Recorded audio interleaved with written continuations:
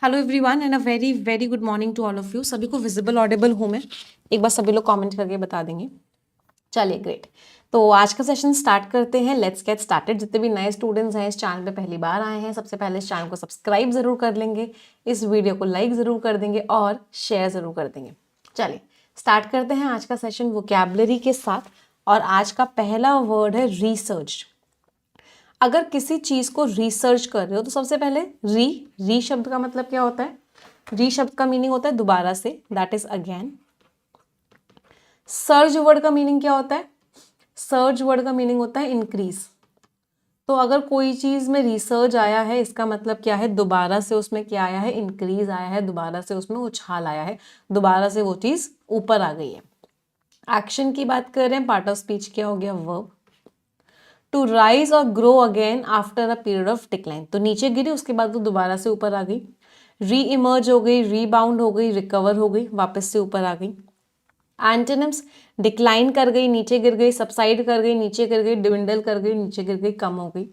तो जो stock market है वो दोबारा से ऊपर आई after weeks of poor performance. बहुत सारी पुअर परफॉर्मेंस के हफ्ते गए, बहुत खराब परफॉर्मेंस रही, लेकिन उसके बाद स्टॉक मार्केट ऊपर आ गई। अच्छा, मुझे इंक्रीज के कुछ और वर्ड्स बता दो।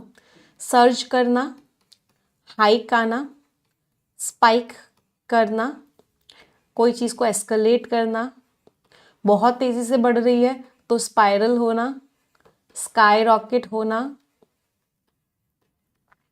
मशरूम होना, बलून होना।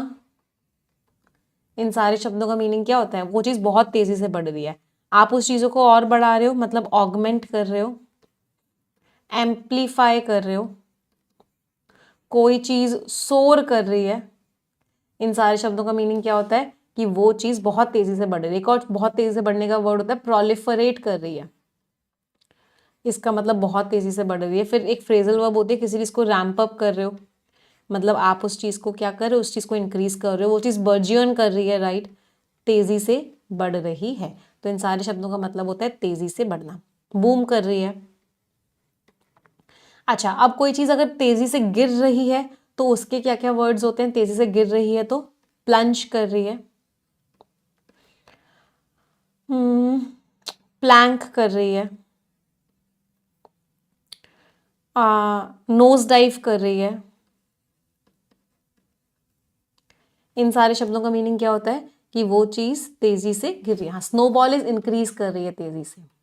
स्नोबॉल करने का मतलब क्या होता है? तेज़ी से वो चीज़ इंक्रीज कर रही है। ड्विंडल तो यहाँ लिखा ही हुआ है, डिक्रीज कर रही है, तो ईजी वर्ड्स हैं, डिक्रीज करना, डिमिनिश करना। तो इन सारे शब्दों का मीनिंग क्या होता है? कि वो चीज़ तेज़ी से कम हो रही है। कोई परेशानी किसी को? याद रहेंगे ये वर्ड्स? यस। ये प्लैंक को हटा देना, प्लैंक नहीं प्लंज ही होता है ना। एक बहुत इंपॉर्टेंट वर्ड होता है, मुझे याद नहीं आ रहा डिक्रीज होने का, अभी याद आएगा तो आपको बताऊंगी। हाँ याद आ गया, पी से ही था, राइट राइट राइट, बिल्कुल सही आपने, आप लोगों ने बताया, प्लमेट करना, राइट।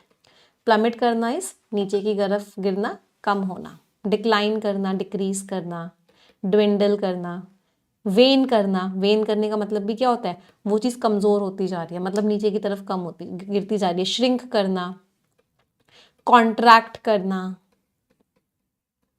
मीन्स कम होती जा रही है। अगला वर्ड है इम्पॉन्डरेबल्स। सबसे पहले तो पार्ट ऑफ स्पीच क्या है? नाउन है। इम्पॉन्डरेबल का मतलब क्या होता है? इसका पहले एक वर्ड पढ़ते हैं, वर्ड है पॉन्डर। किसी चीज को पॉन्डर करना या किसी चीज को कॉन्टेम्पलेट करना, दोनों बहुत ही इंपॉर्टेंट वर्ड्स हैं। अगर आप किसी चीज को पॉन्डर कर रहे हो, कंटेम्पलेट कर रहे हो, मतलब उसके एक सेकंड, ये क्या होगा? इसका मतलब आप क्या है? आप उस चीज के बारे में बहुत गहराइयों में सोच रहे हो, आप उस चीज के बारे में बहुत डीपली सोच रहे हो, मतलब आप पॉन्डर कर रहे हो, कंटेम्पलेट कर रहे हो। एक और वर्ड होता है मल करना, MU है। तो पॉन्डर, ये तो सारी वर्ब्स हो गई। टू थिंक डीपली लिख लो। यहीं से इसका नाउन फॉर्म में इम्पॉन्डरेबल। इम्पॉन्डरेबल का मतलब क्या है? जिस चीज को आप समझ नहीं पा रहे हो, जिस चीज को आप कैलकुलेट नहीं कर पा रहे हो। इम लगा हुआ है ना, इम का मतलब क्या होता है? नो। तो आप उस चीज को समझ नहीं पा रहे हो, आप उस चीज को कैलकुलेट नहीं कर पा रहे हो, तो वो चीज कैसी है? वो चीज आपकी इम्पॉन्डरेबल है। तो फैक्टर्स और aspects that can not be precisely means accurately, estimate नहीं कर पा रहे हो, अंडरस्टूड समझ नहीं पा रहे हो, इम्पॉन्डरेबल। अनसर्टेनिटीज हैं, वेरिएबल्स हैं, अननोन्स हैं, आप कैलकुलेट ही नहीं कर पा रहे हो। एंटोनिम सर्टेनिटीज हैं, भाई कैलकुलेट कर पा रहे हो, कांस्टेंट है, डेफिनेट्स हैं, चीज़ें क्लियर हैं एकदम। तो जो इम्पॉन्डरेबल्स हैं, जिन चीज़ को हम समझ नहीं पा रहे ग्लोबल मार्केट की, इसकी वजह से, उनकी वजह से बहुत मुश्किल हो गया है प्रिडिक्ट करना फ्यूचर ट्रेंड्स कि आगे क्या होगा। इस चीज़ को प्रिडिक्ट करना बहुत ही मुश्किल हो चुका है। अगला वर्ड है डेसिफर करना। डेसिफर करने का मतलब क्या होता है, आप किसी चीज़ को डिकोड कर रहे हो। दो शब्द होते हैं, एक होता है डिकोड करना और एक होता है एनकोड करना। आपने देखा होगा इसी का वर्ड होता है डिक्रिप्ट करना और यहाँ पे होता है एनक्रिप्ट करना। इसमें रूट वर्ड है क्रिप्ट। क्रिप्ट रूट वर्ड का मीनिंग क्या होता है, कोई चीज़ जो छुपी हुई है, हिडन है, सीक्रेट है। तो आपने अपने व्हाट्सएप पे देखा होगा your messages are now encrypted. तो एनक्रिप्ट और एनकोड का मतलब होता है उसको कोड फॉर्म में डालना।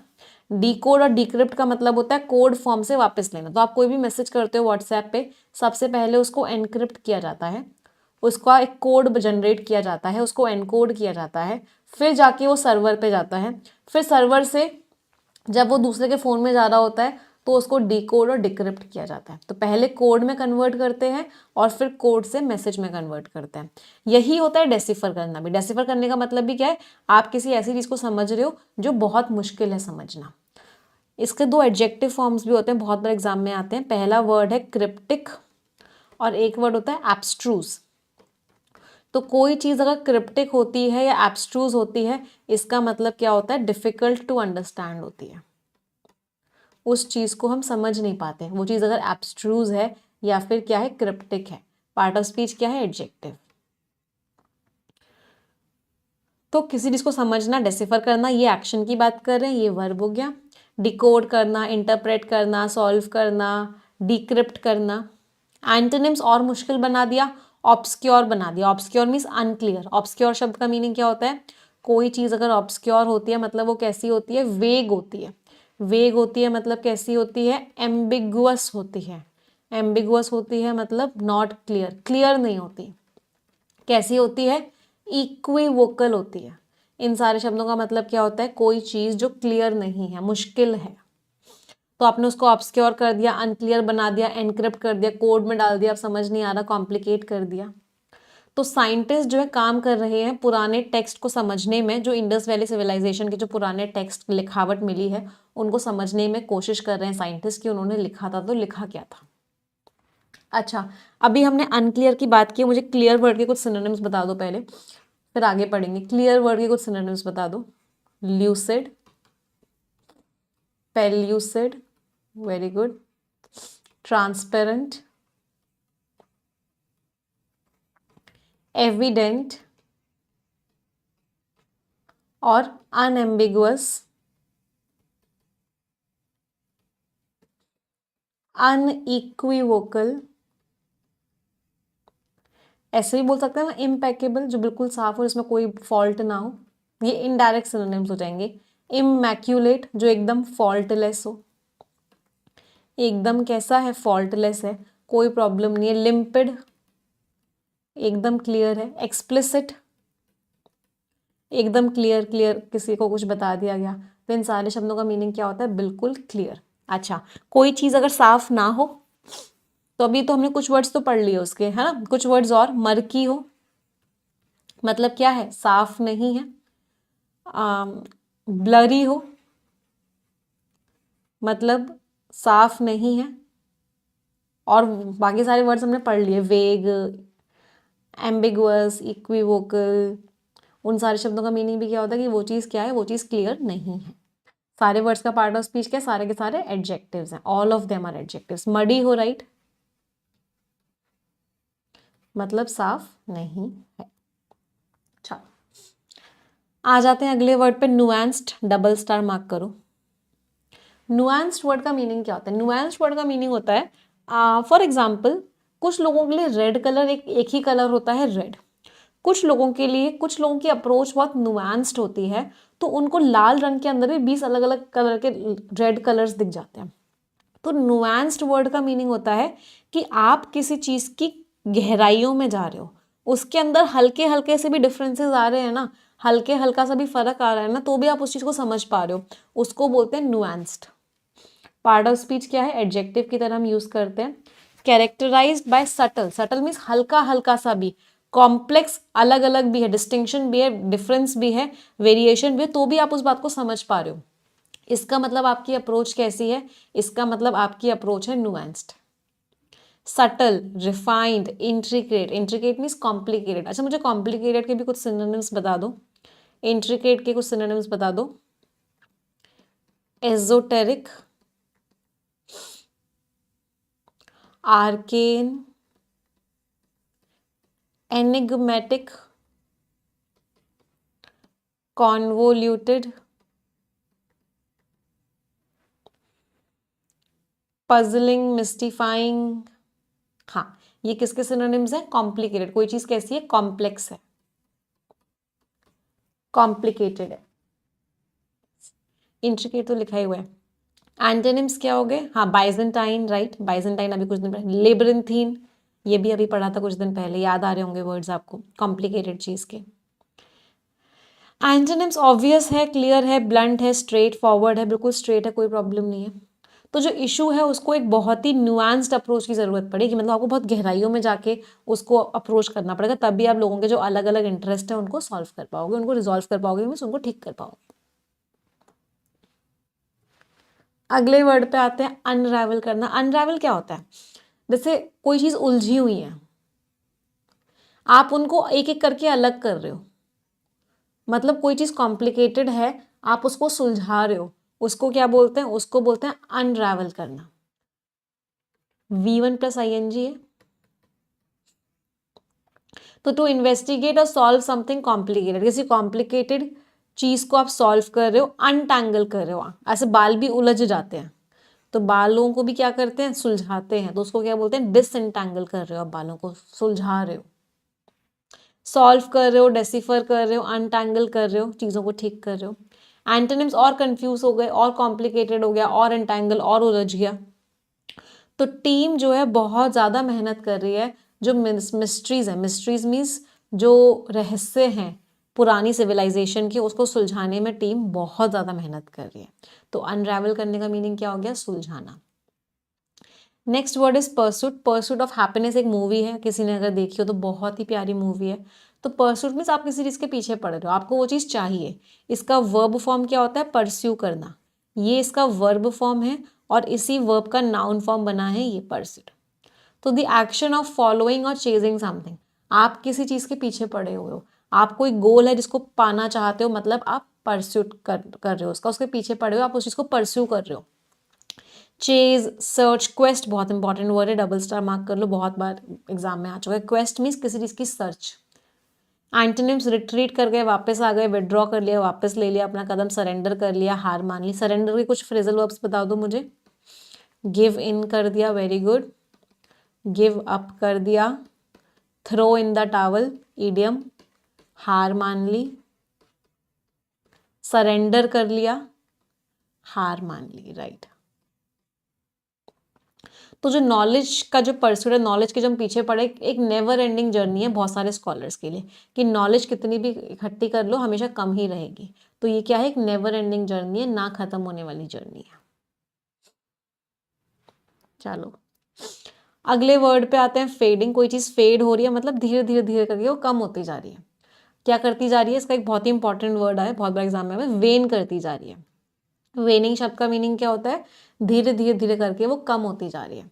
V1 प्लस ING है, वीक होती जा रही है, कम इंटेंस होती जा रही है, धीरे धीरे करके खत्म होती जा रही है। डिमिनिश हो रही है, डिक्लाइन हो रही है। विथर, विथर का मीनिंग क्या होता है, मुरझाती जा रही है, कम होती जा रही है, वेन करती जा रही है। एंटोनिम्स, स्ट्रेंथन, स्ट्रांग हो रही है, इंक्रीज कर रही है, इंटेंसिफाई कर रही है। बोल्स्टर, कुछ स्ट्रांग होने के वर्ड्स बता, बोल्स्टर कर रहे हो आप उस चीज को। और क्या बोलोगे, फोर्टिफाई किया जा रहा है उस चीज को, आप उस चीज को री कर रहे हो। इन सारे शब्दों का मीनिंग क्या होता है, आप उसको स्ट्रांग बना रहे हो। अंडरपिन कर रहे हो, अंडरपिन का मतलब क्या होता है, उसको सपोर्ट कर रहे हो। तो इन सारे शब्दों का मीनिंग क्या है, स्ट्रांग बनाना किसी चीज को। अच्छा मुझे स्ट्रांग के कुछ सिनोनिम्स बता दो, बहुत बार एग्जाम में आते हैं स्ट्रांग के। यस, कोई चीज स्ट्रांग है तो कैसी है, रोबस्ट है, स्टर्डी है, रेजिलियंट है। इसका मतलब वो चीज कैसे स्ट्रांग है। बहादुर का वर्ड क्या होता है, कोई इंसान वेलियंट है अगर वो कैसा है, बहादुर है, ब्रेव है। अच्छा चलो स्ट्रांग के करें तो वीक के भी सिनोनिम्स रिवाइज कर लेते हैं। वीक के सिनोनिम्स बताएंगे सभी लोग मुझे। Frail, feeble, fragile, puny, impotent, important. इनका मतलब क्या होता है, जिनके अंदर पावर नहीं है। वल्नरेबल, ससेप्टेबल, जो जिन पे आसानी से अटैक कर सकते हैं, इन तीनों का मतलब होता है वल्नरेबल, ससेप्टेबल, प्रोन, जिन पे आप आसानी से अटैक कर सकते हो। देन वी हैव, जो लोग थके हुए होते हैं वो भी कमजोर हो जाते हैं। एनर्वेटेड, इन वर्ड्स का मीनिंग है जो लोग बहुत थके हुए हैं। फैटीग्ड, एग्जॉस्टेड। फिर कोई चीज बड़ी पतली सी होती है, बड़ी कमजोर सी होती है, उसको क्या बोलते हैं, फ्लिम्सी, टेनुअस। जिसकी एनर्जी छीन ली गई है उसको क्या बोलते हैं, इनकैपेसिटेटेड, डिबिलिटेटेड। मीन्स उसको क्या किया गया है, कमजोर बना दिया गया। क्रिपल्ड। तो ये सारे के सारे वर्ड्स क्या है, बहुत नाजुक सी चीज को क्या बोलते हैं, डेलिकेट। डेलिकेट चीज भी कमजोर होती है। तो इन सारे शब्दों का मीनिंग क्या है कि वो चीज कैसी है, कमजोर है।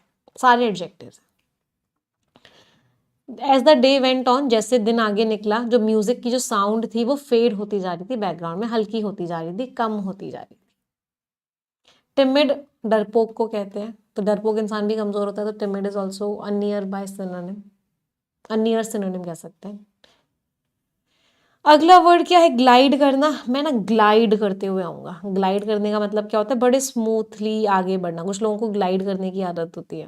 पैराग्लाइडिंग भी यहीं से बोलते हैं। पैराग्लाइडिंग क्या करती है, तो उसमें जो पैराशूट होता है वो एयर में ग्लाइड करता हुआ आगे बढ़ता है। तो ग्लाइड करना मीन्स बहुत ही स्मूथली आगे बढ़ना, फिसलना। एक्शन की बात करें, पार्ट ऑफ स्पीच क्या हो गया, वर्ब। स्लाइड करना, फ्लोट करना, ड्रिफ्ट करना मीन्स आगे मूव करना। एंटोनिम्स, स्टम्बल कर जाना, ठोकर खा जाना, रुक जाना, हिंडर कर देना, रोक देना। तो जो बर्ड थी वो बड़े ही ग्रेसफुली, बड़े ही अच्छे से आगे बढ़ रही थी स्काई में, स्लाइड कर रही थी, एक ग्लाइड कर रही थी। स्लाइड और ग्लाइड दोनों सेम है। अच्छा यहाँ पे स्टॉप की बात हो गई, मुझे स्टॉप की कुछ सिनोनिम्स बता दो। अगर आप किसी को रोक रहे हो तो आप क्या कर रहे हो, उसको हिंडर कर रहे हो, ऑब्स्ट्रक्ट कर रहे हो। ऐसे बार बार रिपीटेशन से ही याद होंगे बेटा, और मेरा मकसद आपको याद कराने का है। इनहिबिट कर रहे हो, वेरी गुड। इम्पीड कर रहे हो, उसको रोक रहे हो तो उसको स्टिमी कर रहे हो, उसको आगे नहीं बढ़ने दे रहे, थ्रॉटल कर रहे हो। थ्वाट कर रहे हो, उसको हॉल्ट कर दिया गया है, रोक दिया गया है, वो रुक गया है, वो सीज हो चुका है। और कोई वर्ड याद आ रहा हो हमने मिस आउट किया हो इम्पॉर्टेंट, हाँ। कंटेन कर रहे हो, रोक रहे हो। चेक कर रहे हो, रोक रहे हो। कर्ब कर रहे हो, कंटेन, चेक, कर्ब, तीनों का मतलब होता है रोकना। डेटर कर रहे हो, उसको आगे नहीं बढ़ने दे रहे, उसको रोक रहे हो। हैम्पर कर रहे हो, उसको रोक रहे हो। किसी चीज़ को आपने रोक दिया, बैन कर दिया। बैन करने का वर्ड क्या होता है, प्रोस्क्राइब कर दिया, उसको आपने रोक दिया। प्रोहिबिट कर दिया, रोक दिया कि नहीं भाई तुम इसको नहीं कर सकते। इन सारे शब्दों का मीनिंग क्या होता है, रोकना। सारे के सारे वर्ब्स हैं। चलो, कर्टेल कर दिया, राइट। कर्टेल कर रहे हो, उसको रोक रहे हो, वेरी गुड। अगला वर्ड कंसीड करना, किसी बात को मान लेना। मैं इस बात को कंसीड करती हूँ, मतलब मैं इस बात को मानती हूँ। एक्शन की बात कर रहे हैं, पार्ट ऑफ स्पीच क्या हो गया, वर्ब हो गया।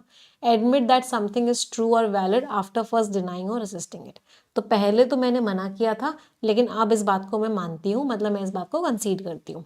एडमिट कर लेना, एक्नॉलेज कर लेना, एक्सेप्ट कर लेना, मतलब मान लेती हूँ मैं इस बात को। एंटोनिम्स, नहीं मैं नहीं मानती, मैं डिनाई कर रही हूँ, मैं डिस्प्यूट कर रही हूँ, नहीं मानती, मैं कॉन्ट्रडिक्ट कर रही हूँ, मैं अपोज कर रही हूँ, मैं उसके खिलाफ हूँ, मैं नहीं मानती। मैं उस चीज़ को डिफाई कर रही हूँ। डिफाई करने का मतलब क्या होता है, किसी चीज़ को रजिस्ट करना। मैं उसको रजिस्ट कर रही हूँ, मैं उसके खिलाफ हूँ, मैं नहीं मानती उस बात को। तो कंपनी ना को मानना पड़ा कि जो प्रोडक्ट था वो फॉल्टी था, वो ख़राब था, बहुत सारी कंप्लेंट्स के बाद। तो बहुत सारी कंप्लेंट्स आ गई, तो उसके बाद कंपनी को भी मानना पड़ा कि उनका जो प्रोडक्ट था वो सही नहीं था। प्रोडक्ट कैसा था? प्रोडक्ट फॉल्टी था। अच्छा, फॉल्ट वर्ड का ना एक बहुत ही इंपॉर्टेंट वर्ड है, बहुत बार एग्जाम में आता है, स्नैग। स्नैग क्या होता है? स्नैग होता है टेक्निकल फॉल्ट। तो किसी भी चीज़ में कोई टेक्निकल फॉल्ट आता है तो हम क्या बोलते हैं कि उस चीज़ में क्या आ गया है? उस चीज़ में स्नैग आ गया है। ग्लिच भी बोलते हैं, ग्लिच आ गया है, स्नैग आ गया है, मतलब कोई टेक्निकल फॉल्ट है। अगला वर्ड है एवर्ट। दो शब्द होते हैं, एक वर्ड होता है एवर्ट और एक होता है एवर। ये दोनों वर्ड्स बहुत इंपॉर्टेंट हैं, बहुत बार एग्जाम में है। दोनों के दोनों वर्ब्स होते हैं। अगर आप किसी चीज़ को एवर्ट कर रहे हो, मतलब आप उसको रोक रहे हो कि वो चीज़ ना हो, तो इसमें यहाँ के सिनोनिम्स में भी हम एवर्ट वर्ड ऐड कर सकते थे। एक्शन की बात कर रहे हैं, पार्ट ऑफ स्पीच वर्ब हो गया। तो हम किसी चीज़ को रोक रहे हैं, वॉर्ड ऑफ कर रहे हैं, बचने की कोशिश कर रहे हैं उस चीज़ से, प्रिवेंट कर रहे हैं, अवॉइड कर रहे हैं। फोरस्टॉल, फोरस्टॉल मीन्स पहले से ही रोकने की कोशिश कर रहे हैं। फोर मीन्स पहले, स्टॉल मीन्स रोकना। तो हम जिसको रोकने की कोशिश कर रहे हैं। एंटोनिम्स, हम उसको करवा रहे हैं, कॉज कर रहे हैं, अलाउ कर रहे हैं, एनकरेज कर रहे हैं कि वो हो जाए। तो टाइमली, समय पे जो बीच में आ गए, इसकी वजह से बहुत ही बड़ा डिजास्टर क्या हो गया? रुक गया। तो समय पे जो बीच में पॉलिसीज बना दी, उसकी वजह से बहुत ही बड़ी तबाही रुक गई। अब एवर शब्द का मीनिंग क्या होता है? एवर का मीनिंग होता है आप किसी चीज को डिक्लेयर कर रहे हो, पब्लिकली कह रहे हो कि मैं इस बात को मानता हूँ। पब्लिकली कोई स्टेटमेंट दे रहे हो, आप उस चीज को डिक्लेयर कर रहे हो, मतलब आप उस चीज को एवर कर रहे हो, मतलब आप उस चीज को कह रहे हो। याद रहेंगी सभी को वोकैबुलरी। चलो आते हैं फ्रेजल वर्ब्स पे। रैप, यार प्लीज रैप अप फास्ट, जल्दी से रैप अप करो, मतलब खत्म करो यार, बहुत हो गया। रैप अप करो। रैप अप टीम मीन्स जल्दी से फिनिश करो। Run into, I ran into my ex yesterday. कल अचानक से क्या हुआ, मैं मॉल शॉपिंग करने गया था और मुझे वहां अचानक से मेरी एक्स मिल गई, या मुझे मेरा एक्स मिल गया। तो रन इनटू मीन्स किसी से एक्सीडेंटली मिल जाना, आपका कोई इंटेंशन नहीं था मिलने का, आपको कोई उम्मीद नहीं थी मिलने की, या वो मिल गया। Map out, let's map it out. इसको ना डिटेल में प्लानिंग करते हैं, इसको अच्छे से बनाते हैं, पूरा मैप की तरह बनाते हैं। तो let's map it out means बहुत डिटेल में किसी चीज को बनाना। टू प्लान और design something in detail. Drop of, drop of का एक तो ड्रॉप ऑफ शिपिंग होती है। ड्रॉप ऑफ शिपिंग का मतलब क्या होता है? उसके घर पे वो चीज़ भिजवा दी। और एक ड्रॉप ऑफ का मीनिंग क्या होता है? धीरे धीरे वो चीज़ क्या हो रही है? कम हो रही है। मैम बम्प्ड इनटू भी होता है, राइट। बम्प इनटू मीन्स अचानक से मिल जाना, राइट। टू डिक्रीज और डिक्लाइन, तो ड्रॉप ऑफ कोई चीज़ कर रही है, मतलब धीरे धीरे धीरे करके कम होती जा रही है। नहीं नहीं बेटा, वो एग्जाम्पल था, ऐसा नहीं कि कल मैं अपने एक्स से मिली थी, मेरा कोई एक्स नहीं था। जो मेरा एक्स था वही मेरा प्रेजेंट है, वही मेरा फ्यूचर होगा। चलो आ जाते हैं इडियम्स एंड फ्रेजेस पे। तो पहला क्या है? On a roll like a runaway wheel. आप रोल पे हो एक व्हील की तरह, मतलब आगे बढ़े चले जा रहे हो, सक्सेस मिले चली जा रही है। एक्सपीरियंसिंग कॉन्टिन्यूअस सक्सेस और मोमेंटम, लगातार आगे बढ़े चले जा रहे हो, स्पीड पे स्पीड आए जा रही है, आए जा रही है, आए जा रही है। तो एक्सपीरियंसिंग कॉन्टिन्यूअस सक्सेस और momentum is like on a roll like a runaway wheel. लगातार आगे बढ़ रहे हो, कहीं रुकने की बात ही नहीं हो रही है। Roll in the dough means बहुत पैसा है। बी वेरी वेल्दी और make a lot of money, बहुत पैसा कमा रहे हो, पैसा ही पैसा आया जा रहा है, पैसा ही पैसा आया जा रहा है, means roll in the dough. State of the art means latest technology है ये, मोस्ट एडवांस्ड और सोफिस्टिकेटेड लेवल ऑफ टेक्नोलॉजी। तो किसी भी चीज को हम स्टेट ऑफ द आर्ट बोलते हैं तो इसका मतलब क्या है? Latest technology, most advance technology को हम बोलते हैं state of the art. A bunch of baloney means कोई ऐसी चीज जो सिर्फ क्या है? भ्रम है। कोई ऐसी चीज जो सिर्फ क्या है? झूठ ही झूठ है, उसको क्या बोलते हैं? Bunch of बेलोनी। बेलोनी शब्द का ही मीनिंग होता है नॉनसेंस। अच्छा, भ्रम की बात करी, मुझे भ्रम के कुछ सिनोनिम्स बता दो। ये कैसा भ्रम है? डेल्यूजन है, इल्यूजन है, फैलेसी है, वेरी गुड, हेल्यूसिनेशन है, गुड, बढ़िया, और शिमरा है, मिराज है। इन सारे शब्दों का मीनिंग क्या होता है? भ्रम है। चलो, तो बंच ऑफ बेलूनी मीन्स बिल्कुल ही नॉनसेंस बात करो, ऐसा हो ही नहीं सकता। Of the top of my head, ये अभी हमने कल परसों भी पढ़ा था, आप लोगों को याद आ रहा होगा। Of the top of my head का मतलब क्या होता है कि मैंने सोच समझ के नहीं बोला, जो मेरे सर में ऊपर से आया मैंने बोल दिया। मीन्स मैंने ये बात कोई बहुत सोच समझ के नहीं बोली है। Saying something without much thought और प्रिपरेशन, मैंने ये बात बोल दी बट मैंने बहुत सोचा समझा नहीं था इस बात को बोलने से पहले। It just came of the top of my head, ये सिर्फ ऊपर ऊपर से आ गई, मैंने ध्यान से नहीं बोली ये चीज। मजा आया वो कैप करने में। चलो आ जाते हैं आज के आर्टिकल पे।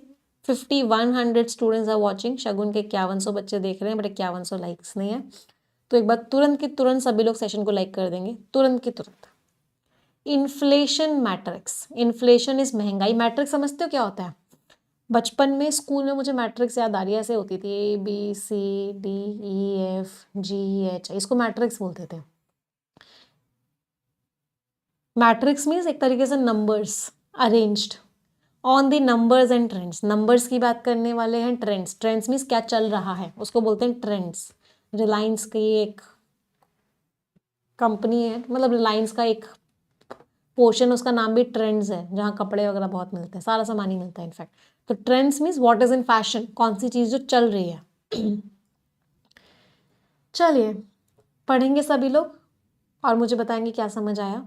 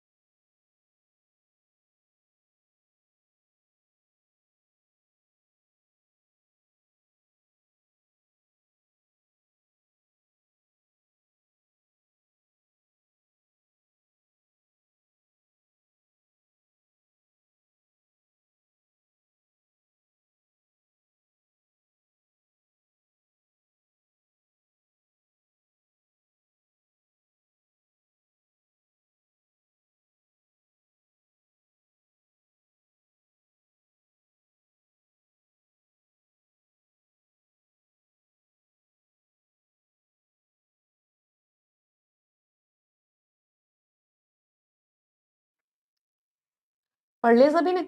चलो देखते हैं ऑथर क्या कह रहे हैं। In the final inflation print, अब जो फाइनल महंगाई का जो नंबर आया है before the union budget, budget आने वाला है सभी को पता है, 2025-26 का प्रेजेंट हो, उससे पहले जो फाइनल महंगाई का जो नंबर है, followed by the first review. Review का वैसे मीनिंग क्या होता है? इवैल्यूएशन, जांच। तो पहली रिव्यू हुआ मॉनेटरी पॉलिसी का, जो नए गवर्नर ने लीड किया, reserve bank of India, in early February, मतलब अर्ली फेब्रुवरी में भी होगा वो। द प्राइस राइज, जो महंगाई होती जा रही है, जो कि इंडियन कंज्यूमर्स फेस कर रहे हैं, हम लोग फेस कर रहे हैं, वो ईज हो गई। ईज मीन्स थोड़ी सी कम हो गई। कितनी कम हो के आ गई? 5.22% हो गई दिसंबर में। तो दिसंबर में महंगाई थोड़ी सी कम हुई है, 5.22% हो गई है।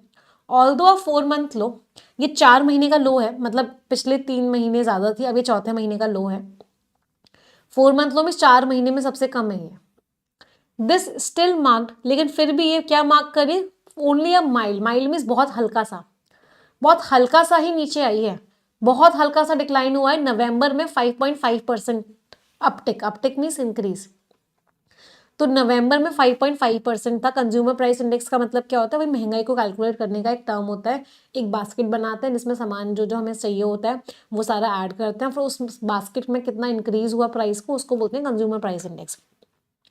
And was largely driven by, और ये महंगाई क्यों कम हुई सबसे ज्यादा? क्योंकि sequential, sequential means back to back, एक के बाद एक ईजिंग हुई, कमी आई फूड प्राइसेस में, तो खाने का दाम थोड़ा सा कम हो गया, इसलिए ओवरऑल महंगाई कम हो गई। फूड इन्फ्लेशन, खाने में जो महंगाई थी वो मॉडरेट हो गई, वो कम हो गई। पहले पिछले महीने मतलब नवंबर में 9% थी, दिसंबर में 8.4% रह गई। एंड दो इन्फ्लेशन, हालांकि जो महंगाई थी सब्जियों के दाम में वो कूल हो गई, वो कम हो गई, 29.3% थी नवंबर में, दिसंबर में 26.6% हो गई, लेकिन अभी भी जनरली हाई है, मतलब अभी भी बहुत ज़्यादा ही है। 26.6% की महंगाई सब्जियों के दाम में कम नहीं होती। Households still forked out, households ने, घरों ने क्या किया? फोक आउट किया। फोक आउट का मतलब क्या होता है? फोक आउट का मतलब, वैसे तो देखो फोक आउट एक फ्रेजल वर्ब है, उसका मीनिंग एक तरीके से क्या हो गया कि आप पैसा खर्च करो। यहाँ पे फोक आउट का मतलब क्या है कि हाउस होल्ड्स ने जो ओवरऑल उनकी इनकम थी उसका क्या किया, बहुत ज़्यादा पैसा अपने खाने पे ही स्पेंड किया। तो उन्होंने बहुत ज़्यादा पैसा अपने खाने में ही स्पेंड किया, यही मतलब है फोक आउट का, खाने में ही स्पेंड किया। Than they did a year ago, मतलब एक साल पहले खाने पीने में इतना पैसा नहीं खर्च करता था जितना इस बार खर्च किया उन्होंने घरों ने। इट मस्ट बी रिकॉर्ड, ये बात हमें याद आनी चाहिए, याद करनी चाहिए, दैट ओवरऑल इन्फ्लेशन, जो ओवरऑल महंगाई थी वो 5.7% थी, और जो फूड प्राइस राइज था, खाने में जो महंगाई थी वो 9.5% से ज़्यादा थी दिसंबर 2023 में। तो कैन यू इमेजिन कि दिसंबर 2023 में महंगाई का डेटा दिया, हाउस होल्ड्स ने अभी भी बहुत ज़्यादा पैसा खर्च किया है अपने खाने पीने में, क्योंकि फूड इन्फ्लेशन अभी भी हाई है। फूड इन्फ्लेशन 8.4% है इस बार दिसंबर में। वेजिटेबल्स में बहुत ज़्यादा महंगाई देखने को मिल रही है, वेजिटेबल में 26.6% की महंगाई है। हालांकि थोड़ी सी कम हुई है पिछले महीने से, लेकिन अभी भी ज़्यादा है, ऐसा ऑथर ने पूरे पैराग्राफ में बोला। समझ आया पैराग्राफ सभी को? चलो, अगर समझ में आ गया तो अब थोड़ी सी ग्रामर करेंगे। मुझे कुछ कुछ क्वेश्चंस का आंसर देंगे सभी लोग। फॉलोड वर्ब का सब्जेक्ट बता दो, लेड वर्ब का सब्जेक्ट बता दो, ये 4 मंथ क्यों लिखा हुआ है, मंथ्स क्यों नहीं लिखा हुआ है ये बता दो, ये वॉज और ड्रिवन वर्ब का सब्जेक्ट बता दो, एक्टिव है पैसिव है ये भी बता देना, कूल्ड वर्ब का सब्जेक्ट बता दो। चलो यहां से लेकर यहां तक हम पार्सिंग कर लें। मुझे पता था आप लोग फंसोगे और फंस गए। ना ही फॉलोड का कोई सब्जेक्ट है, ना ही लेड का कोई सब्जेक्ट है, नो सब्जेक्ट, कोई भी सब्जेक्ट नहीं है, फंस गए बच्चे। क्यों होगा बेटा? सब्जेक्टिव वर्ब की थर्ड फॉर्म है, ये भी नाउन के आगे वर्ब की थर्ड फॉर्म है, बाय लगा हुआ है, बाय में के केस में हमेशा वर्ब की थर्ड फॉर्म आती है, और जब भी वर्ब की थर्ड फॉर्म डायरेक्टली आए वो एडिशनल इन्फॉर्मेशन होती है, उसका कोई सब्जेक्ट नहीं होता, तो ये एडिशनल इन्फॉर्मेशन है। 4 मंथ लो क्यों लिखा हुआ है? ये नंबर है, ये यूनिट है और ये एडजेक्टिव है। तो जब भी नंबर यूनिट एडजेक्टिव आ जाए या नंबर यूनिट नाउन आ जाए, 120 रूल्स ऑफ ग्रामर, यूनिट हमेशा कैसी आती है? सिंगुलर आती है, इसलिए कोई सब्जेक्ट नहीं है। ड्रिवन, वॉज ड्रिवन का सब्जेक्ट क्या है? कौन सी चीज ड्रिवन है? And was driven by this, this marked and this was driven by, तो इस वॉज ड्रिवन का सब्जेक्ट क्या है? दिस, क्योंकि सिंगुलर था इसलिए हमने वॉज लगाया। वॉज के साथ वर्ब की थर्ड फॉर्म लग रही है, तो वैसे भी ये क्या है? पैसिव वॉइस है, सिंपल पास्ट टेंस का। कूल्ड का सब्जेक्ट है इन्फ्लेशन, महंगाई, ये प्रेपोजिशन से शुरू हो रहा था, एडिशनल इन्फॉर्मेशन थी, इसका सब्जेक्ट था इन्फ्लेशन, महंगाई। अगला हाउस होल्ड्स, नाउन हो गया। स्टिल फोक्ड आउट, अभी भी स्टिल एडवर्ब है, यहाँ पे कंजंक्शन नहीं है, दो सेंटेंसेस को कनेक्ट नहीं कर रहा है, वर्ब के बारे में बता रहा है। फोक्ड आउट वर्ब हो गया, अ आर्टिकल हो गया। अ लॉट मोर, बहुत ज्यादा उन्होंने किया है। फॉर देयर मील्स, तो मोर ज्यादा किया है। वैसे मोर ना, वैसे तो एडजेक्टिव होता है, बट यहाँ पे ना मोर एडवर्ब नाउन का रोल प्ले कर रहा है, अ लॉट मोर। तो आर्टिकल है, आर्टिकल नाउन के बारे में बताता है, और लॉट क्या हो गया? कितना मोर, बहुत ज्यादा मोर, तो लॉट यहाँ एडजेक्टिव का रोल प्ले कर रहा है। फॉर प्रेपोजिशन हो गया, देयर एडजेक्टिव हो गया, मील्स नाउन हो गया। Than they did a year ago, तो इस बार वो बहुत ज्यादा कर रहे हैं, किसके कंपैरिजन में?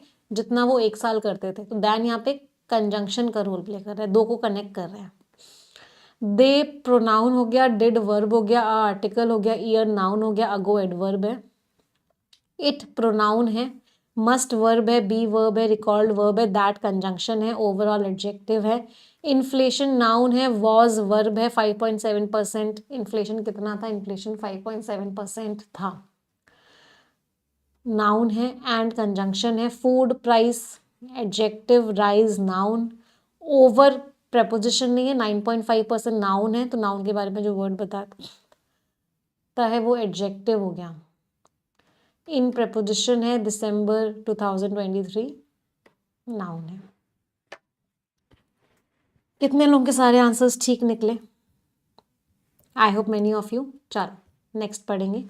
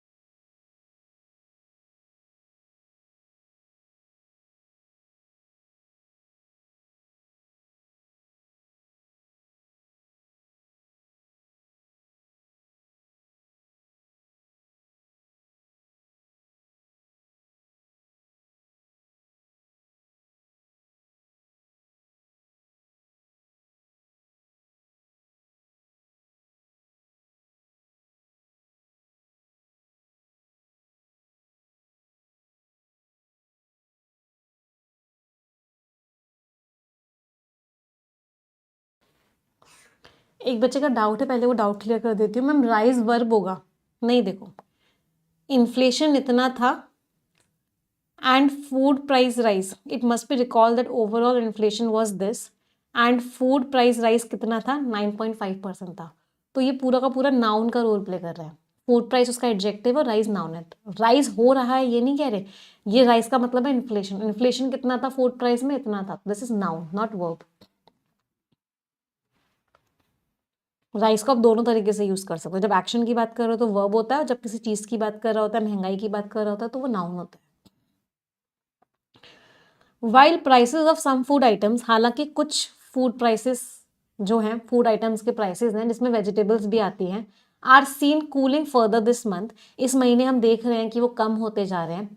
दोज ऑफ अ फ्यू, लेकिन जो थोड़े से क्रिटिकल, क्रिटिकल मीन्स इंपॉर्टेंट, लेकिन जो थोड़ा सा इंपॉर्टेंट सामान है हमारी किचनों में, हैव स्टार्टेड स्पाइकिंग, लेकिन उनमें दाम बढ़ना शुरू हो गया है।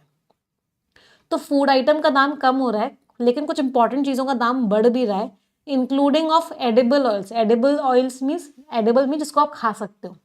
तो जो हमारे एडिबल ऑयल्स होते हैं, जैसे कि सरसों का तेल हो गया, मूंगफली का तेल हो गया, ये बढ़ते जा रहे हैं। That rose at a 33 month high pace, 33 महीने का सबसे हाईएस्ट स्पीड पे बढ़ रहे हैं। पेस मीन्स स्पीड, और कितनी स्पीड पे बढ़ रहे हैं? 14.6% की स्पीड पे बढ़ रहे हैं दिसंबर में। एग्स, अंडे, meat, fruits also saw inflation, इन सब में भी महंगाई बढ़ रही है। एक्सेलरेटिंग लास्ट मंथ, पिछले महीने बढ़ गई।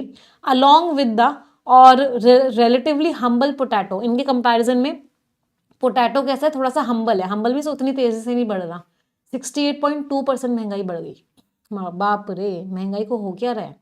मोरोवर, इसके अलावा जो महंगाई है होलसेल प्राइसेस में, दो तरह के प्राइसेस होते हैं, होलसेल और रिटेल। रिटेल मीन्स जो कस्टमर खरीदता है, होलसेल मीन्स जो दुकानदार खरीदते हैं, उनमें भी महंगाई बढ़ गई है। पेस मीन्स स्पीड, उनमें भी महंगाई बढ़ गई है। सिग्नलिंग दैट, सिग्नलिंग मीन्स ये इस बात का अंदेशा दे रही है दैट देयर इज रूम, की अभी भी जगह है। किस बात की जगह है? फॉर हायर कॉस्ट, की जो होलसेल प्राइस बढ़ गया है, दुकानदारों को अब जो महंगा मिल रहा है, अब वो किसको पास करेंगे? कंज्यूमर्स को पास करेंगे। तो अब लोगों को भी सामान महंगा मिलेगा, फूड आइटम्स महंगे मिलेंगे, साथ के साथ जो मैन्युफैक्चर्ड प्रोडक्ट्स हैं, जो सामान प्रोड्यूस होता है, मैन्युफैक्चर होता है, वो भी महंगा मिलेगा, क्योंकि होलसेल प्राइसेस बढ़ गए हैं। होलसेल प्राइसेस बढ़ जाएंगे तो क्या होगा? रिटेल प्राइसेस भी बढ़ेंगे, कंज्यूमर को भी महंगा मिलेगा। दैट कांट बी ईटन, बेटा मैंने इनएडिबल का लिख दिया था। Inedible means that can't be eaten, edible is that can be eaten. The government and industry, अब गवर्नमेंट और इंडस्ट्री क्या चाहती है कि जो आरबीआई है वो क्या करे? इंटरेस्ट रेट को कम करे। इंटरेस्ट रेट क्या होता है? इसको रेपो रेट बोलते हैं। रेपो रेट क्या होता है? जिस रेट पे आरबीआई बाकी बैंक्स को पैसा देता है उसको बोलते हैं रेपो रेट। अगर आरबीआई ने पैसा सस्ता देना शुरू कर दिया तो क्या होगा? इकोनॉमी में पैसा फ्लो होना शुरू हो जाएगा। इकोनॉमी में पैसा फ्लो होना शुरू हो जाएगा तो इससे क्या होगा? इससे ग्रोथ बढ़ती है। जब इकोनॉमी में पैसा ही पैसा होगा तो लोग सामान खरीदेंगे, खर्च करेंगे, तो इकोनॉमी की ग्रोथ बढ़ती है। तो सरकार और इंडस्ट्री चाहती है आरबीआई को कि वो इंटरेस्ट रेट कम करे, रेपो रेट कम करे, पैसे का फ्लो बढ़ाए इकोनॉमी में, जिससे कि रीइन्विगरेट हो जाए। रीइन्विगरेट मीन्स फिर से जान आ जाए। किस चीज में जान आ जाए? कंजम्पशन में। लोग सामान खरीदना शुरू करें, लोग खर्चा करना शुरू करें, और जो कम होती हुई, फेडिंग मीन्स कम होती हुई ग्रोथ की स्पीड है वो भी ठीक हो जाए बाय लुकिंग थ्रू। लेकिन क्या बोल रहे हैं वो बोल रहे हैं कि वोलेटाइल फूड इन्फ्लेशन। अब देखो, सबसे पहले ना साइकिल को समझो। जब आप इस साइकिल को समझोगे तभी आपको ये वाली लाइन समझ में आएगी। साइकिल क्या कहती है? ये लाइन, साइकिल मैंने आपको बहुत क्लासेस में भी समझाई है। रेपो रेट का मतलब होता है जिस रेट पे आरबीआई ने बाकी बैंक्स को पैसा दिया। अब बाकी बैंक्स भी कंज्यूमर को उसी रेट पे पैसा देंगी या उसी के हिसाब से बढ़ा के पैसा देंगी। तो इससे क्या होता है? जब रेपो रेट कम होता है तो पैसा सस्ता मिल रहा है, लोन्स सस्ते मिल रहे हैं, तो लोग लोन्स लेते हैं, तो मनी का सप्लाई इकोनॉमी में बढ़ जाता है। मनी का सप्लाई बढ़ जाता है तो लोगों की डिमांड बढ़ जाती है, लोग खूब खर्चा करना शुरू करते हैं। डिमांड बढ़ गई तो लोग खर्चा करना शुरू करेंगे, इन्वेस्टमेंट शुरू करेंगे, तो इकोनॉमी की ग्रोथ होगी। लेकिन इसका एक नुकसान होता है। इसका नुकसान क्या होता है? डिमांड बढ़ गई, मान लो सप्लाई नहीं बढ़ी, सप्लाई उतनी ही है, सप्लाई उतनी ही है, डिमांड बढ़ गई तो महंगाई भी बढ़ जाएगी। खरीदने वाले ज्यादा हैं, बेचने वाला एक ही है, तो महंगाई भी बढ़ जाएगी, वो महंगा बेचेगा। तो रेपो रेट को कम करने से एक प्रॉब्लम तो सॉल्व होती है कि ग्रोथ होती है, लेकिन एक प्रॉब्लम और क्रिएट हो जाती है कि महंगाई बढ़ जाती है। तो जो सरकार है वो क्या बोल रही है आरबीआई को, सरकार आरबीआई को बोल रही है कि तुम रेपो रेट कम कर दो, मतलब तुम ग्रोथ को बढ़ाओ। लेकिन सरकार ने किस चीज को लुक थ्रू कर दिया, लुक थ्रू मींस इग्नोर कर दिया। सरकार ने किस चीज को इग्नोर कर दिया, वॉलेटाइल, वॉलेटाइल मींस जो बहुत तेजी से चेंज हो, फूड इन्फ्लेशन। सरकार ने इस चीज को इग्नोर कर दिया कि भाई तुम रेपो रेट को कम कर दोगे तो डिमांड बढ़ जाएगी, सप्लाई उतनी ही है, डिमांड बढ़ गई सप्लाई उतनी ही है तो महंगाई भी तो बढ़ जाएगी, तुम महंगाई को कैसे इग्नोर कर सकते हो। समझ में आया कि सरकार ने इग्नोर क्यों किया महंगाई को, अगर सरकार ये कह रही है कि रेपो रेट कम कर दो। बट इवन इंडस्ट्री कैप्टन्स, जो इंडस्ट्री के लीडर्स हैं, वो भी इस बात को एडमिट कर रहे हैं, वो भी इस बात को मान रहे हैं that just keeping food prices out of the interest rates, कि हम फूड प्राइसेस को बाहर रखें इंटरेस्ट रेट से और ग्रोथ इन्फ्लेशन को बैलेंस करना सफिशिएंट नहीं होगा, इससे काम नहीं चलेगा। मोर ओवर, इसके अलावा even as the weightage for food in the CPI is reduce, consumer price index में एक बास्केट बनाया जाता है। वो बास्केट में क्या लिखते हैं, जो जो इंपॉर्टेंट आइटम्स होते हैं वो सारे इंपॉर्टेंट आइटम्स रखते हैं उस बास्केट में। अब अगर फूड कम भी कर दोगे अगर उस बास्केट में, किस चीज से मैच करते हुए, with the recent house hold consumption spending survey results, तो आपके रिजल्ट्स जो आए उसके हिसाब से आपने कंज्यूमर जो सीपीआई है उसकी बास्केट में अगर फूड को कम भी कर दिया, तब भी फूड प्राइस का जो ट्रेंड है इसका एक बहुत ही मटेरियल मीन्स एक्चुअल इम्पैक्ट पड़ता है on the spending propensity. Propensity means झुकाव, इंक्लिनेशन, कि हाउस होल्ड्स कितना खर्चा करते हैं, उस पे इम्पैक्ट किस चीज का पड़ता है, उस समय खाने का दाम क्या है। अगर फूड सस्ता है तभी जाके हाउस होल्ड्स दूसरी चीजों पे खर्च करेंगे, अगर फूड महंगा है तो हर घर अपना पैसा खाने पे स्पेंड करने के लिए बचाएगा, वो बाकी चीजों पे खर्चा नहीं करेगा। तो इसीलिए ऑथर ने बोला आप भले ही सीपीआई में जो कंज्यूमर प्राइस इंडेक्स है उसमें फूड को कम भी कर दो, लेकिन फिर भी घरों में जो खर्चा होगा वो फूड के हिसाब से ही होगा। अगर फूड प्राइस ज़्यादा होगा, फूड में महंगाई होगी तो घर उतना खर्चा नहीं करेंगे, फूड प्राइस कम होगा तभी जाके लोग जो है इकोनॉमी में स्पेंड करेंगे, और उनकी महंगाई की एक्सपेक्टेशन भी फूड प्राइस के हिसाब से ही होगी। पैसेज समझ में आ रहा है? ऐसे पैसेजेस बहुत बार आते हैं एग्जाम में।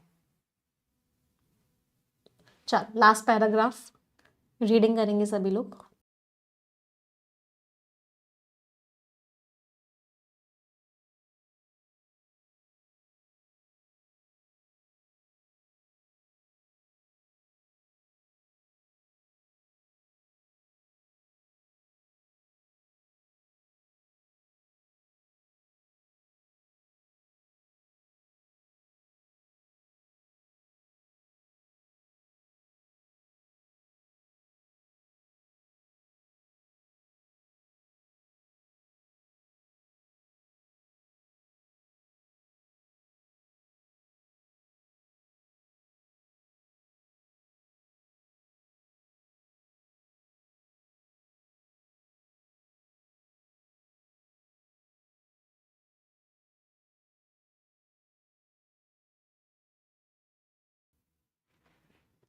चल लास्ट पैराग्राफ क्या कह रहा है बेटा, इन्फ्लेशन, अभी भी जो महंगाई है हो सकता है उसका एवरेज 4.5% हो जाए जनवरी से लेकर मार्च तक, जैसा कि रिजर्व बैंक ऑफ इंडिया को उम्मीद है। बट द सेंट्रल बैंक, लेकिन जो रिजर्व बैंक ऑफ इंडिया है दैट हैज कमिटेड, उसने वादा किया है टू अवेट, कि वो इंतजार करेगी, किस चीज़ का इंतजार करेगी, या ड्यूरेबल मीन्स एक कंफर्टेबल अलाइनमेंट हो, मतलब महंगाई किसके आसपास आ जाए, उसके 4% के गोल के आसपास आ जाए, रेपो रेट को कम करने से पहले। Has a difficult call, RBI को एक बहुत ही मुश्किल कदम उठाना पड़ेगा फरवरी में। तो आरबीआई ने क्या बोला, आरबीआई ने बोला देखो तुम सब लोग मुझे कह तो रहे हो रेपो रेट कम कर दो, रेपो रेट कम कर दो, लेकिन मैं रेपो रेट तभी कम करूंगी जब महंगाई 4% के आसपास आ जाएगी। तो अब हो सकता है फरवरी में आरबीआई को फोर्स करा जाए और आरबीआई को एक कठिन कदम उठाना पड़े। टैंजिबल मेजर्स, टैंजिबल मीन्स जो आप देख सकते हो, जो क्लियर है, इफ एनी, कोई भी है, to ease price pressures in the budget, की महंगाई कम हो, बजट में कोई भी ऐसे कदम उठाए जाए, अलॉन्ग विथ सम विजिबिलिटी, कुछ रास्ता भी बताया जाए कि सेंटर का फिस्कल ग्लाइड पाथ क्या होगा, फाइनेंशियली सेंटर कैसे आगे बढ़ेगी, कुड हेल्प, इससे क्या होगा, could help tip the scales for the rate cut cycle, ये क्या करेगा, टिप कर देगा स्केल्स को। टिप द स्केल्स का मतलब क्या होता है, एक तरीके से कह सकते हैं एक हल्का सा फायदा दे देगा। Tip the scales means, scales होता है तराजू, ये तराजू है मानो, है ना, तो tip the scales means balance को आपकी तरफ ले जाएगा, स्केल को आपकी तरफ घुमा देगा, मतलब आपको एक फायदा दे देगा। तो हो सकता है रेट कट साइकिल में एक फायदा मिल जाए, मतलब रेपो रेट कम हो जाए, ये चीज जल्दी शुरू हो जाए रेपो रेट कम होने की। क्यों? क्योंकि बजट में हो सकता है कुछ स्टेप्स मेंशन हो, एक क्लियर रास्ता मेंशन हो कि महंगाई को कैसे कम करेंगे, अगर अगले महीने नहीं तो। There are a few new imponderables, कुछ ऐसे इम्पॉन्डरेबल्स में जिसके बारे में आपको कुछ नहीं पता, अनसर्टेनिटीज भी हैं, इनके बारे में हमको नहीं पता।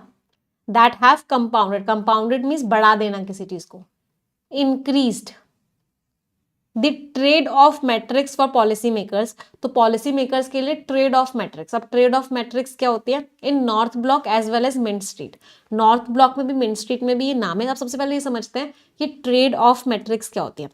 तो ट्रेड ऑफ मैट्रिक्स का मतलब होता है एक तरीके से बैलेंसिंग मैट्रिक्स होती है ये। इसका मतलब क्या है? आरबीआई के पास दो डिसीजंस है, या तो रेपो रेट कम करे या रेपो रेट को उतना ही रहने दे या रेपो रेट को बढ़ा दे। अब आरबीआई को एक बैलेंस बनाना पड़ेगा। रेपो रेट अगर उसने कम किया तो महंगाई बढ़ जाएगी लेकिन ग्रोथ भी बढ़ जाएगी, रेपो रेट बढ़ाया तो ग्रोथ कम हो जाएगी और महंगाई भी कम हो जाएगी। तो एक बैलेंसिंग एक्शन लेना पड़ेगा आरबीआई को कि ग्रोथ भी कम ना हो और महंगाई भी बढ़े ना। तो इस तरह का जो ट्रेड ऑफ मैट्रिक्स बोल रहे हैं कि एक बैलेंस बनाना पड़ेगा चीजों में। The Swift, Swift means fast, unravelling, unravelling means सामने आना, कोई चीज सुलझना बोलते हैं अनरेवलिंग। बट यहाँ पे मीनिंग क्या है अनरेवलिंग का? सामने आना। जितनी तेजी से सामने आया है rupee vis the dollar in recent weeks, अभी कुछ हफ्तों में डॉलर्स के कंपैरिजन में, which raises the risk of importing inflation. इससे क्या हो गया? इंपोर्टिंग इन्फ्लेशन का रिस्क बढ़ गया। पहले इंपोर्टिंग इन्फ्लेशन समझ लेते हैं कैसे बढ़ता है। मानो कोई सामान बाहर की कंट्रीज में $2 का बिक रहा था, अभी जो है $1 मान लो इज इक्वल टू 75 रुपीज है। रुपी की वैल्यू कम हो गई, रुपी गिर गया और $1 इज इक्वल टू 80 रुपीज हो गया। तो रुपी की वैल्यू गिर गई है। अगर $1 पहले 75 रुपए था, अब $1 80 रुपए हुआ है, तो इसका मतलब क्या है? रुपी की वैल्यू गिर गई है। अब रुपी की वैल्यू गिरने से इंपॉर्टेंट इम्पैक्ट क्या पड़ा हमारे ऊपर? पहले जो सामान हमें 150 रुपए में मिलता था, इंपोर्ट हम करते थे, अब वही सामान 160 रुपए में इंपोर्ट होगा। तो इसको बोलते हैं इंपोर्टिंग इन्फ्लेशन। तो जब जब रुपी नीचे गिरता है तब तब हमारे इंपोर्ट्स महंगे हो जाते हैं। क्या ये कॉन्सेप्ट सभी को समझ में आया? ये एग्जांपल देके मैं बता रही हूँ, ये एग्जैक्ट वैल्यू नहीं है, पहले बताओ कॉन्सेप्ट समझ में आया? तो जब जब रुपी की वैल्यू गिरेगी, जब जब रुपी गिरेगा डॉलर के कंपैरिजन में, जब जब रुपी कमजोर होगा डॉलर के कंपैरिजन में, तब तक हमारे इंपोर्ट्स क्या हो जाएंगे? महंगे हो जाएंगे। तो that is known as importing inflation. Among other collateral effects, collateral mean साथ के, और भी साथ के इफेक्ट्स हो सकते हैं।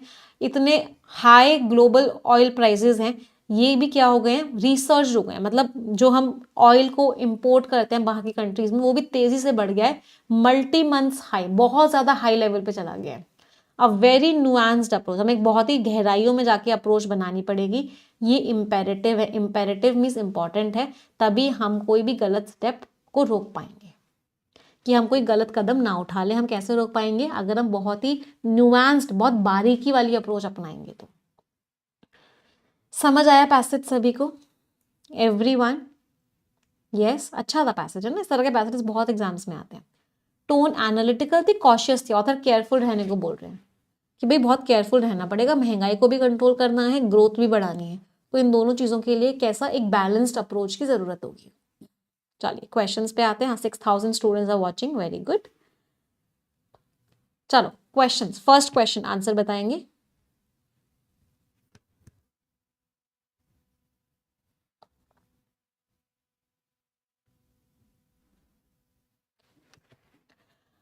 आरबीआई का नजरिया क्या है इंटरेस्ट रेट कट को लेके? आरबीआई ने क्या बोला? आरबीआई ने बोला देखो मैं इंटरेस्ट रेट तभी कट करूंगा जब 4% के आसपास आ जाएगी महंगाई, उससे पहले नहीं करूंगा मैं। तो आरबीआई ने क्या बोला कि मैं इंतजार कर रहा हूं जब एक कंफर्टेबल अलाइनमेंट आ जाएगा, 4% के आसपास महंगाई आ जाएगी, मैं तभी करूंगा कट, तब नहीं करूंगा कट। रेट कट करने से पहले मैं इसका इंतजार करूंगा। Right answer is B. Next question,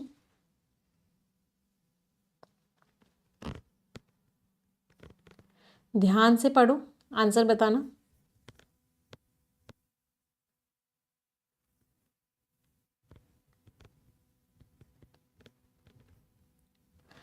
कौन कौन से फैक्टर्स हैं जो मुश्किल बना रहे हैं पॉलिसी मेकर्स के लिए डिसीजन को? कौन कौन से फैक्टर्स हैं जो मुश्किल बना रहे हैं?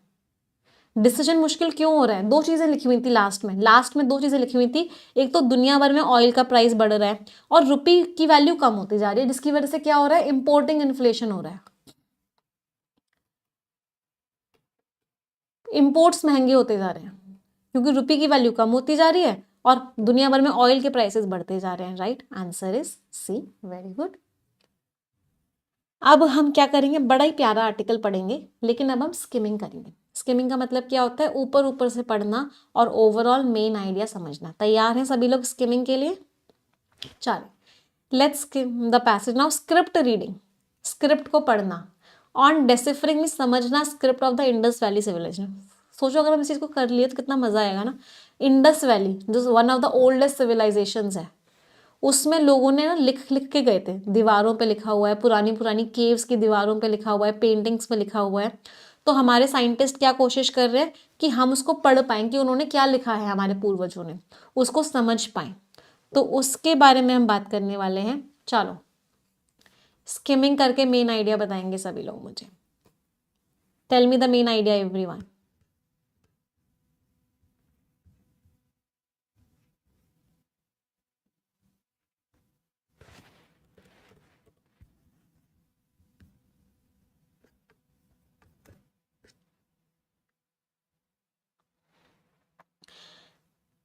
सिर्फ ऊपर ऊपर से पढ़ना है, गहराइयों में नहीं पढ़ना।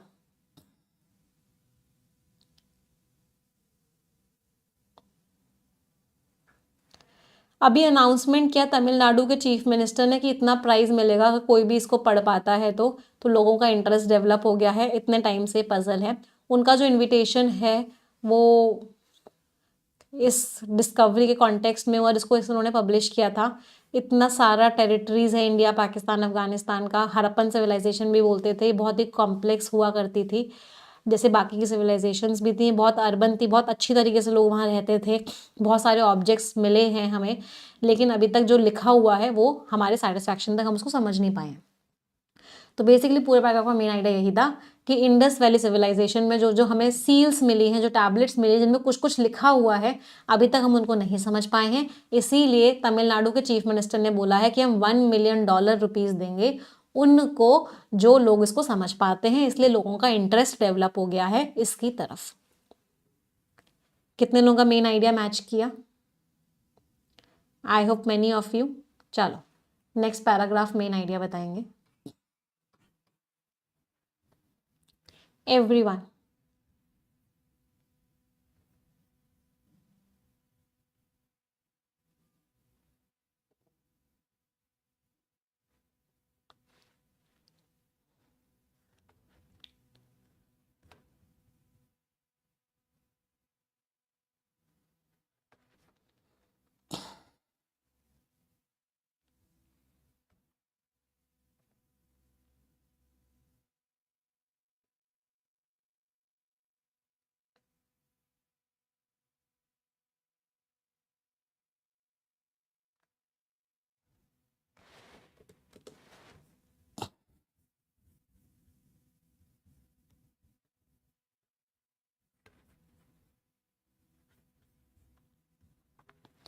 हाँ जी, अगले पैराग्राफ का मेन आइडिया क्या है? 20 साल पहले कुछ स्कॉलर्स ने बोला था कि राइटिंग ज़रूरी नहीं है, लेकिन बहुत सारे सिंबल्स मिले हैं, इनको ये नहीं कह सकते कि वो राइटिंग है।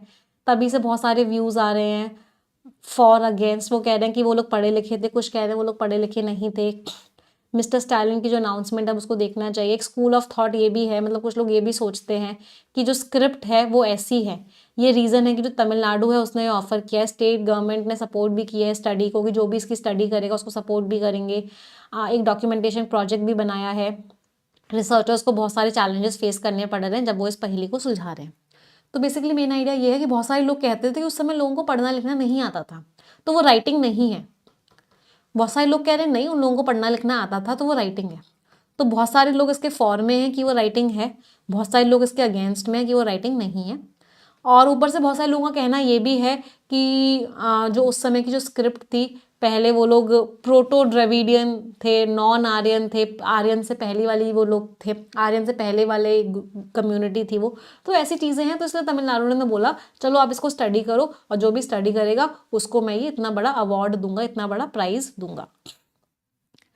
तो बेसिकली लोगों के अलग अलग मेन आइडिया सिर्फ एक ही है कि अलग अलग स्कूल ऑफ थॉट्स हैं। अभी सिर्फ लोग अनुमान लगा रहे हैं कि क्या हो सकता है, उनको पढ़ना लिखना आता था या नहीं आता था, वो उन्होंने कुछ लिखा है या फिर सिर्फ कुछ ड्राइंग बनाई है, वो क्या है, ये एक पहेली बनी हुई है, और इस पहेली को सुलझाने के लिए ही ये कदम उठाया गया है। This was the main idea. आगे बढ़े, चलो लास्ट पैराग्राफ मेन आइडिया बताएंगे।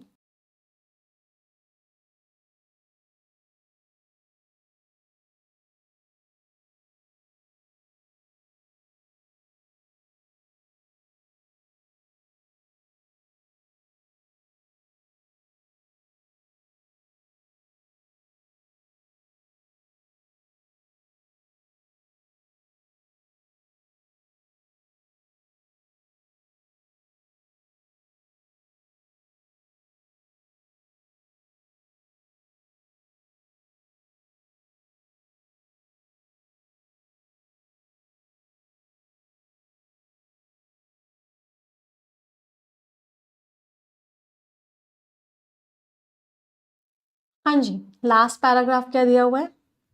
कंप्लेन ये भी है कि जो डेटाबेस है जिसमें सारी इन्फॉर्मेशन है वो अभी तक पब्लिक को नहीं दिया गया है।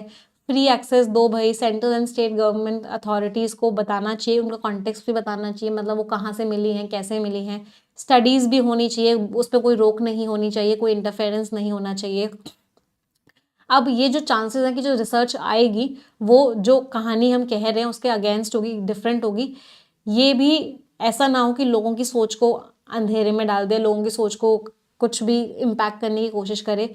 ये भी स्कोप है कि बहुत सारे लोग बहुत अच्छे से काम करेंगे इस गुत्थी को सुलझाने में, लेकिन अगर पॉलिटिकल डिफरेंसेस होंगे, अगर वो इस चीज़ को रोकेंगे, तो दुनिया जो है मतलब will be much the poorer for it. इसका मतलब क्या, चीज़ें खराब हो जाएंगी।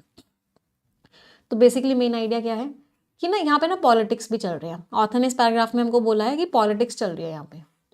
डेटाबेस नहीं दे रहे पब्लिक डोमेन में, फ्री एक्सेस नहीं दे रहे चीज़ों का, कॉन्टेक्स्ट नहीं बता रहे कहाँ पे क्या कैसे लिखा हुआ है, ऊपर से जो नैरेटिव है, जो लोगों को कहानियाँ सुनाई गई हैं, अगर एक्चुअल में वास्तव में कुछ और निकला तो कहीं ऐसा ना हो कि उसको पब्लिश ही ना होने दें।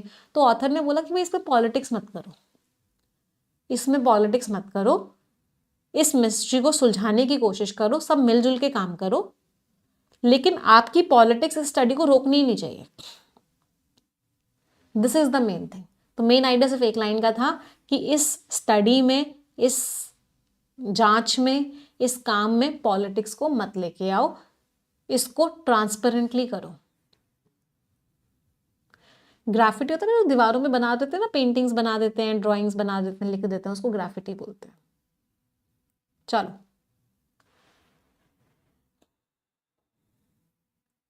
आंसर बताएंगे।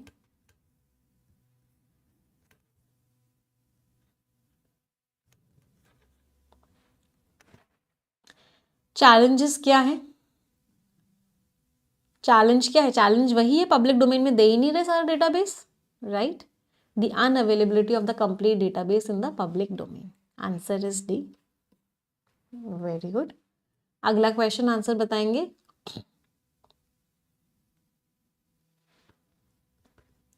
आखिरी दो सवाल रीडिंग कॉम्प्रीहेंशन के। बेटा परफेक्शन बैच के बारे में मैं एकदम एंड में बताऊंगी, अभी यहाँ पे फोकस करो।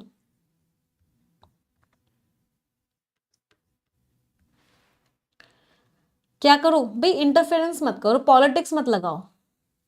तो अपनी कहानियां बना ली हैं, उन्हीं कहानियों के बेसिस पे चीजें करोगे नहीं। तो क्या सजेस्ट कर रहा है पैसेज? सारी रिसर्च बाहर दे दो? नहीं। हाँ, इंटरफेरेंस मत करो, पॉलिटिक्स मत करो, उसमें पुरानी कहानियों के बेसिस पे चीज़ों को मत करो। सिर्फ इंडियन रिसर्चर्स ही करें? नहीं, ऑथर ने बोला सब मिलके करो। सिर्फ तमिलनाडु से ही किया जाए? नहीं, answer is B. Last question.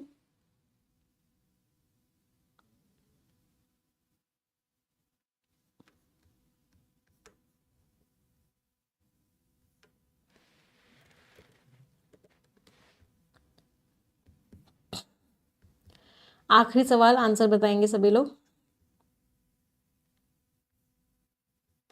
Author ने क्यों बोला कि सब मिलजुल के काम करो? क्योंकि इंडस वैली सिविलाइजेशन सिर्फ इंडिया में नहीं थी, सब जगह थी भाई। इंडिया में भी थी, पाकिस्तान में भी थी, अफगानिस्तान में भी थी। तो जहां जहां इंडस वैली सिविलाइजेशन थी वहां वहां काम करो। तो इंटरनेशनल कोलैबोरेशन क्यों ज़रूरी है? क्योंकि इंडस वैली सिविलाइजेशन बहुत सारी जगह थी, तो जहां जहां थी वहां वहां स्टडी होनी चाहिए। तो लेटेस्ट टेक्नोलॉजी तो कोई बात ही नहीं हुई, फाइनेंशियल बर्डन, पैसे का कोई बात ही नहीं हुई। हाँ, इंडस वैली सिविलाइजेशन बहुत सारी कंट्रीज में थी, तो उन सब कंट्रीज को मिलकर काम करना पड़ेगा। Answer is C. चलिए, मैच द कॉलम्स, देखते हैं कितने इडियम्स आपको याद हुए। On a roll like a runaway wheel means लगातार आप सक्सेसफुल हुए जा रहे हो। रोल इन द डो, बहुत पैसा है भाई। State of the art, highest technology, advance technology है। बंच ऑफ बेलोनी, क्या बकवास कर रहे हो। Of the top of my head, मैंने बिना सोचे समझे बोल दिया इस बात को। तो D, A, E, B and C। Scores 10 words हैं, इनमें से 3 वर्ड्स का मीनिंग सभी को कमेंट में लिखना है। आप सभी की जिम्मेदारी है कि आप कम से कम 3 वर्ड्स का मीनिंग कमेंट में लिखेंगे ही लिखेंगे। इट इज़ योर रिस्पॉन्सिबिलिटी, हर किसी को अपनी जिम्मेदारी पूरी करनी है। जो जो बच्चे मीनिंग्स लिखेंगे उनमें से एक बच्चे को हम success no more an illusion book भी गिफ्ट करेंगे। उस बच्चे के घर वो बुक भिजवाई जाएगी। तो मेक श्योर कीजिए कि सभी लोग कम से कम 3 वर्ड्स का मीनिंग कॉमेंट में लिखेंगे ही लिखेंगे, सबकी जिम्मेदारी है। जो बच्चे मुझसे परफेक्शन बैच में पढ़ना चाहते हैं, इंग्लिश कमज़ोर है, इंग्लिश को स्ट्रांग बनाना चाहते हैं, कंपटीशन की किसी भी कॉम्पिटेटिव एग्जाम की तैयारी कर रहे हैं, चाहते हैं इंग्लिश में उनके बहुत अच्छे मार्क्स आए, वो परफेक्शन और एडिटोरियल की क्लासेस को रेगुलरली करेंगे। 30% का डिस्काउंट का ऑफर चल रहा है। आप कोड लगाओगे सफलता, आपको 30% डिस्काउंट मिल जाएगा। 19 जनवरी दैट इज कल तक ये ऑफर चलेगा, इसके बाद ये ऑफर खत्म हो जाएगा। अगर आपको सारे सब्जेक्ट्स पढ़ने, सिर्फ बैंकिंग एग्जाम्स की तैयारी कर रहे हो, सारे सब्जेक्ट्स पढ़ने, तो आप कंप्लीट सब्सक्रिप्शन ले सकते हो। अगर आपको सिर्फ इंग्लिश पढ़नी है तो आप एक्सक्लूसिव सब्सक्रिप्शन ले सकते हो। बट मेक श्योर करो क्लासेस में रेगुलरली आओ। परफेक्शन और एडिटोरियल में रेगुलरली आ गए, इंग्लिश बहुत स्ट्रांग हो जाएगी। 2 से 3 महीने भी रेगुलरली आ गए तो, बट उसके लिए आपको रेगुलरली आना पड़ेगा। लैक्स ऑफ स्टूडेंट्स रेगुलरली आ रहे हैं, अगर आप नहीं आ रहे हो तो आप उनसे बहुत पीछे हो। यहाँ पे आपको सारा PDF, सारा कंटेंट मिल जाएगा। कोई डाउट, कोई क्वेरी हो, हमें इस नंबर पे व्हाट्सएप करके पूछ लेना, या इस वीडियो के डिस्क्रिप्शन में एक फॉर्म दिया हुआ है, उस फॉर्म को फिल करोगे, टीम आपको कॉल करेगी, आपके सारे डाउट्स एंड क्वेरीज का आंसर दे देगी। बेटा 30% डिस्काउंट आपको सिर्फ इंग्लिश पे भी मिल जाएगा। आज और कल आपको 30% का डिस्काउंट भी मिल जाएगा। 2499 इसकी फीस है। 30% के डिस्काउंट के बाद आप देख लेना कितना पड़ेगा, 1700-1800 का पड़ेगा 1 साल का। मतलब 1 साल तक मेरे जितने भी कोर्सेज आएंगे आपको सारे के सारे मिलेंगे, सारी क्लासेस मिलेंगी, सारे प्रोफेशनल बैचेस मिलेंगे, ग्रामर ग्रंथ मिलेगा, सब चीज़ें मिलेंगी।